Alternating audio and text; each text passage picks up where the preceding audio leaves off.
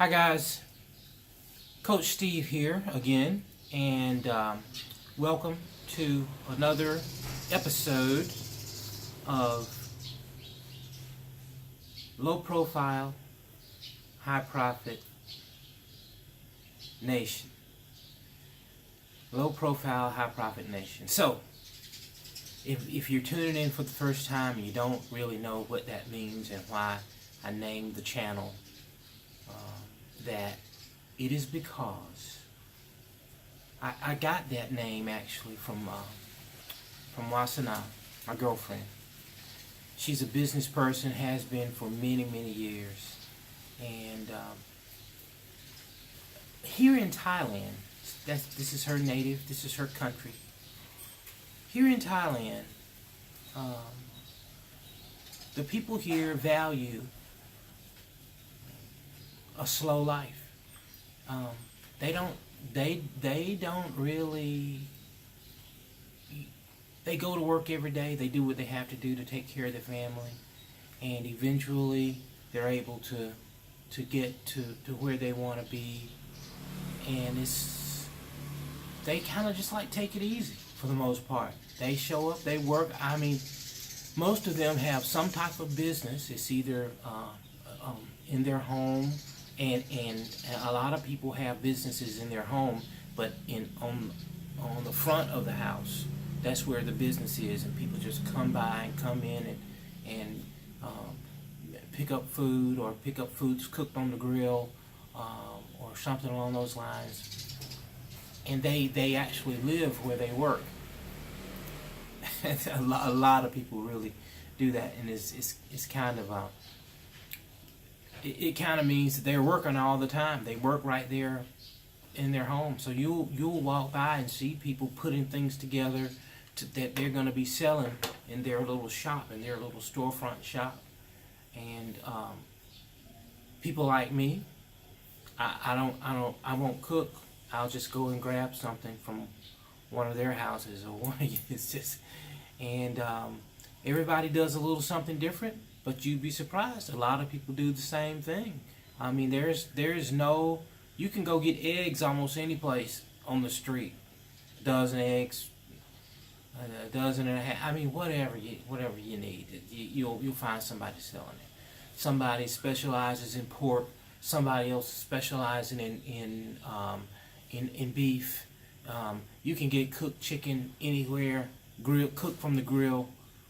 And they're cooking it right there in front of you on these really cool little sticks and everything. So everybody's got something that they do. Everybody has their little niche, their specialty. And if it's food, it could be anything. It could be noodles. It could, you name it, you can get it. And it's good food too. It's quality food. They don't have like in America. There is no, I mean, you've got all kind of health codes and whatnot, but I don't think they are encumbered by all of that. I think their reputation is on the line because if people end up getting sick from their food. I mean, come on, okay. And besides that, in America, you don't really know what people are doing back there with the food. You don't really know. We think we know, but the truth of the matter is, at any rate, I haven't been sick not one time since I've been here, and I'm sure most of that is because I blessed my food before I ate it. but at any rate, listen, so I was talking about how these guys, they live a slow life, and they like it that way. They really like it that way, and what it does is it takes a lot of pressure off us to not have to worry about and fret over getting our needs taken care of. It's just like, you just take it easy, you do what you're supposed to do, work hard, and things happen. And that's kind of like the way it is. So when we talk about living a slow life, I'm talking about being able to see your children grow up and after you have really put in the hard work that you put in to establish yourself, um, now your attention kind of turns towards your kids, and you start thinking about what can you do to help them, to help bring them along the way. And if you are a business owner, if you own a business and whatnot, and your child wants to take over your business or something along those lines, then you know what I'm talking about. There's a lot to learn. And if you're like me, man, you spent 35 years working in an industry where you've gained some notoriety. People know you, some celebrity, if you will. People know you. They know what you're all about. They know that you've been there the whole time, and they probably remember when you had your son or daughter and all that kind of stuff. Just because you have the relationship that you have developed and cultured over the years. You've been there when maybe their mom or their dad passed away, or they lost a child, or lost a baby, or you're something along those lines. And so you are more than just a provider or a business associate. You have really become a part of their family because you've kind of like been there for them. And so it takes a while to cultivate that. They may even know when your child, who is preparing to take over your business, they may even remember when they were born, because you've just had that much time. So as we get older, we start the process of teaching our kids to hunt, like the mama lion does, man. She takes the babies out, the cubs, and she start at a certain age, she just feeds them. She just feeds them straight, well, whatever. And then at a certain age, she makes the kill, and she, takes the kill back and let the kids, fight over food or positioning or whatever. And then at some point, she takes them out on a hunt. She takes the cubs out and let them hunt. She may scout down the food and everything, the prey, but those cubs have to learn how to stalk the prey, how to chase him down and kill the prey without them getting hurt in the process. You know what I mean? So now we're thinking about, as parents, we're getting to the point where we're teaching our kids to go out. We're taking them to meet our customer base and things of that nature, so that they can be prepared to take over. We're thinking about our legacy. We're getting ready to move on, and the kids are going to be taking over. That's kind of the way, in general, that's what I'm talking about here. So now we want to help our kids as much as possible. We don't want to give it to them, because we know that they need to develop a work ethic. They've seen us all these years put in the time and the effort to make things happen for the family, and so hopefully they have a work ethic. It just needs to be honed a little bit, and we just need to kind of like walk them through. By the way, I'm taping outside, and it's beautiful here, so you're going to hear a lot of background noise. That's okay. I'm not in a professional studio or anything. I'm here. I'm just talking to you. So at any rate, so when we start living slow, when we start the slow life, we have gone into teach mode. We've gone into teaching mode, and teaching our kids how to do stuff in real life. And many of them have been working in our companies. They've been working for years. They know how, but they hadn't really done it themselves. And now we're giving them a chance to figure things out. So there you go. So the slow life. We've moved on, and now we're ready to teach our kids. But at the same time, our parents are getting older, and so we've got to be, we're going in two different directions. We're training our kids, and now we've gotten to the point where we got to look out for mama, we got to look out for daddy, because they've gotten older, and they can't really do for themselves the way they used to. And so our roles And man, it's so amazing. Our roles are just shifting, and so we got to depend. We got to think about which hat we're going to wear, which level of responsibility are we going to um, focus on.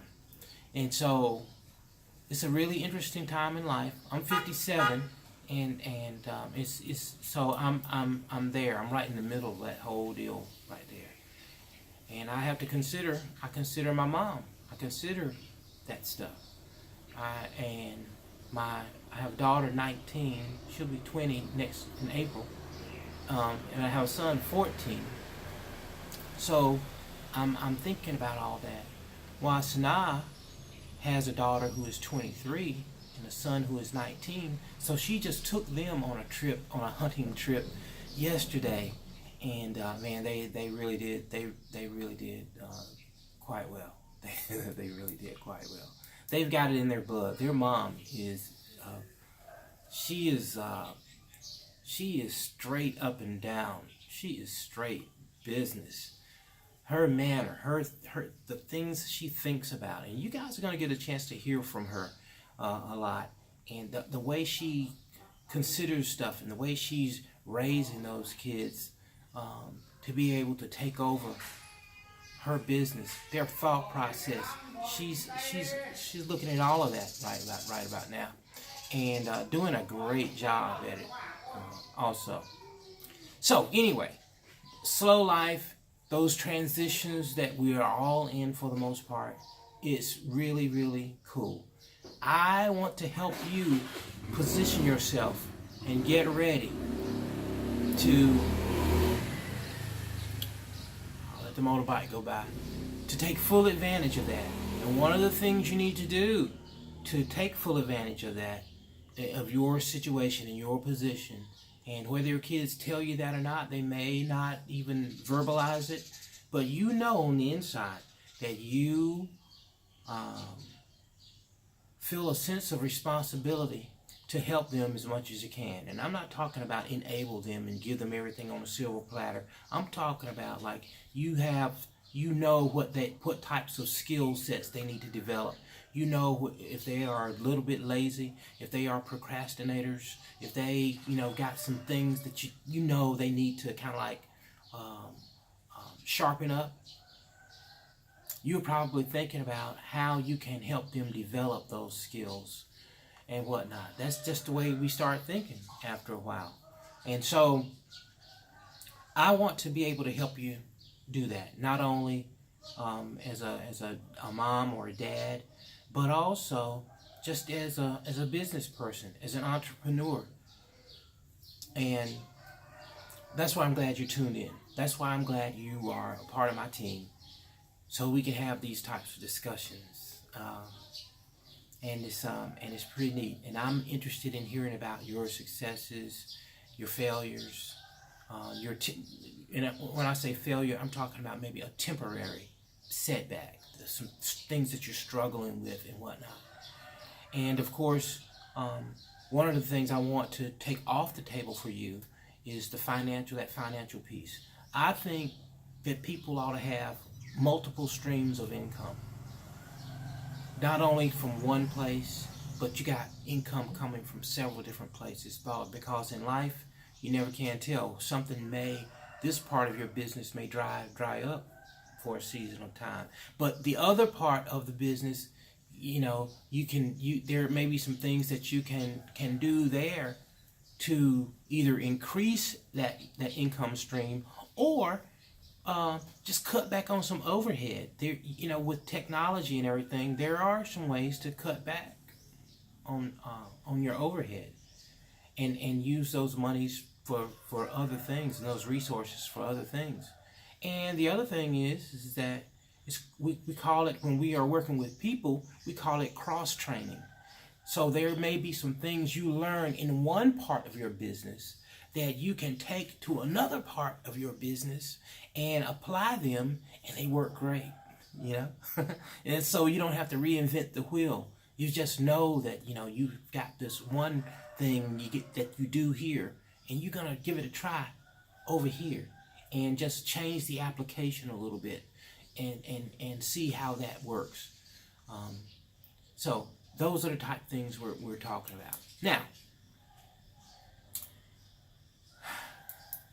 here's where I want to go, and I just want to tell you this, and I'm going to tell you it's kind of a joke, but I think it'll get the point across, and that is, especially when you're dealing with your kids, and that is that some things will kill you.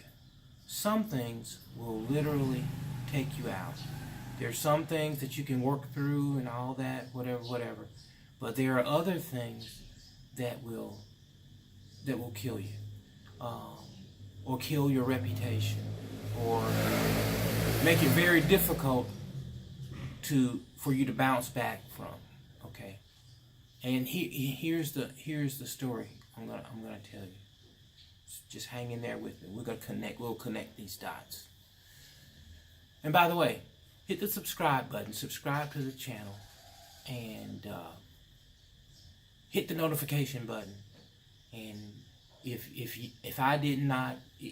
the person who told you to come to this website, to this YouTube channel, if that person already has their website or whatever, don't click on anything that's gonna put you under me. You need to click on the link that they give you for their website. Okay.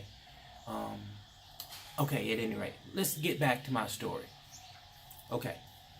And remember, the moral is some things will kill you. So, and I heard this from my pastor years and years ago, and it has always stuck with me. So this guy had just passed away, and he was waiting to go into heaven and everything, and and he was just standing there, and something was going on. The line got held up or something like that. The check-in person at the heavenly gates they got distracted or something like that, and they had to go someplace, and so the line was just kind of like standing there. So one of the angel attendants was there, and he was talking to this guy, and he was just making small talk, and he says to the guy, just making small talk, waiting for the attendant to come back to let them all in.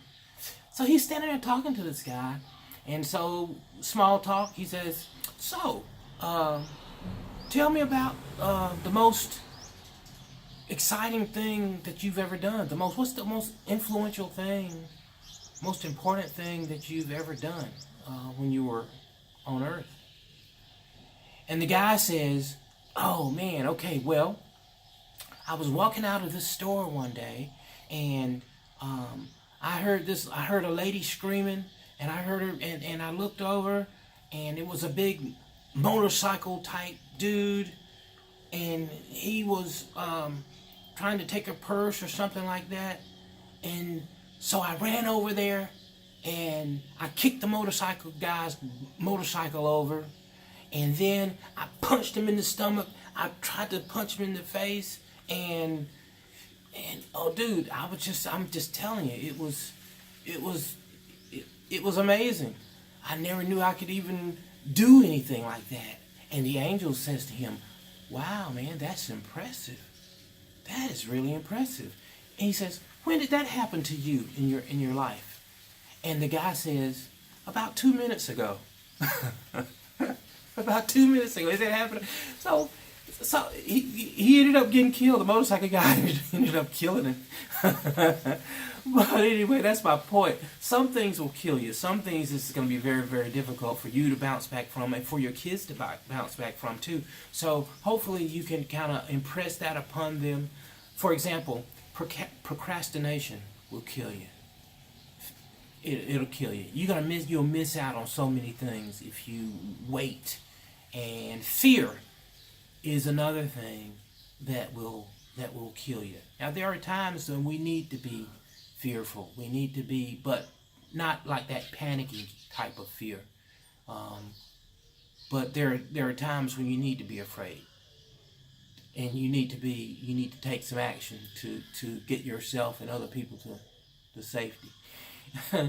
and get them out of harm's way.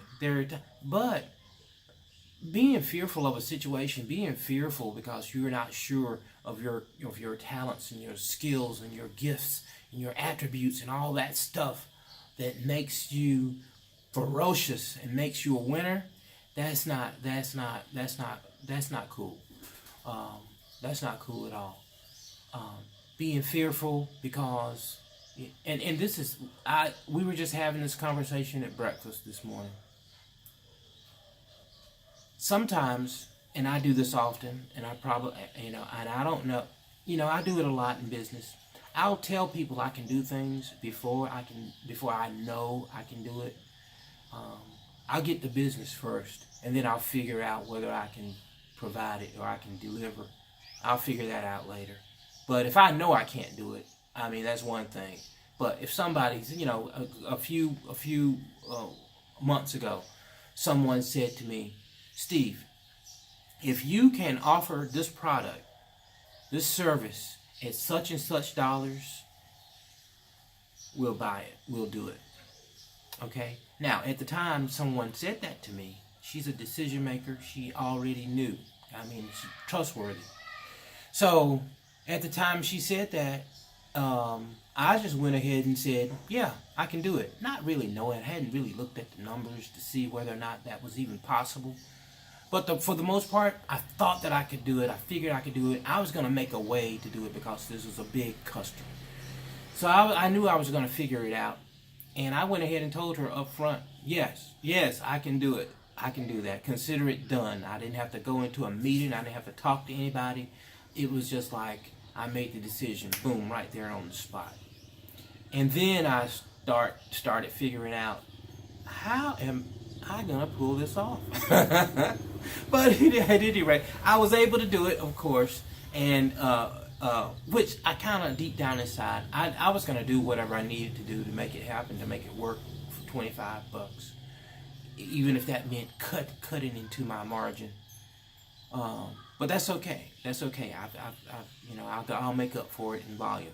But at any rate, so things like fear will kill you, because had I said, well, I don't know, let me call you back and see if I can do that, because I'm just so afraid that I'm going to lose money or something like that.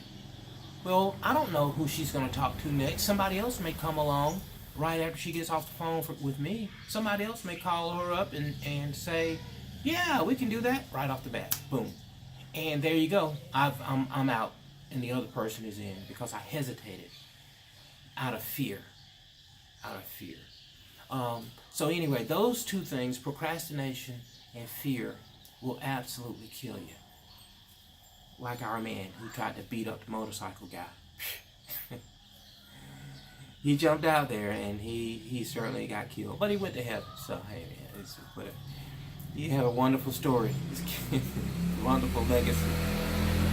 At any rate, so I just wanted to share that with you, and I just want you to kind of like take these things I'm sharing and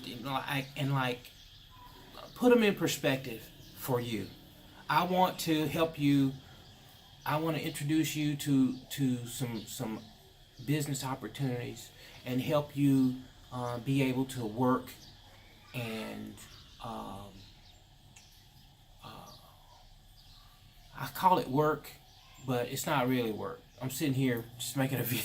If you want to call this work, okay, I'm working. I don't really call it work. I've worked before, and I've worked hard before, and this is not work. Just truth be told. So it's low profile, but it's high profit, which is the name of the that's the whole idea in the first place. So I want you to tune in to the sessions, and let me help you through this. Let me help coach you through this, so that you won't be spinning your wheels dealing with stuff that's not gonna work. You know what I mean? Okay, so click on the button, subscribe, share the video, and let me know what I can do to help you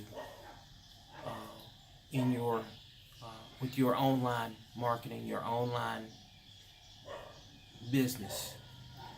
Because really, my friend, that is the way to go. Even though my business that I do now in the counseling and the coaching and all that, I have been trying to move it to online for many years, and I finally got it to a point. That's why I'm able to work from Thailand. That's why I was able to move here and still run my business from here. This is really the way to go for that, because I don't have to go to a certain location. I can do my work from anywhere. I communicate with my clients via text, email. I communicate with the court systems that I work with via email. I mean, you know, it works for me. I've spent a lot of time trying to perfect it and hone it so that I could do what I'm doing right now. And that is exciting. That is exciting. That is exciting. And I want to help you do the same thing. So we are on the same team. I want to lead you in that direction and get you ready for it, so that you don't have to, you know, break your back to get things done and provide for your family. We'll get you multiple income streams going. Multiple income streams going. We know if you are tuned in with my particular system here, you're going to have at least five income streams that are going to be flowing into your flowing revenue, cash flow into your household for your family, and so that's the way that goes. And I may have another video coming out later on today, but we'll see. All right, I've already got a couple of them in there. One's real short. We were just having breakfast, but listen, thanks guys. Thanks for tuning in. I did not mean for this to go 30 minutes. It's 27:22. So I will do better. I'll be more concise and not ramble as much in future videos. Okay? Coach Steve, I'm out of here. Hold on, Coach.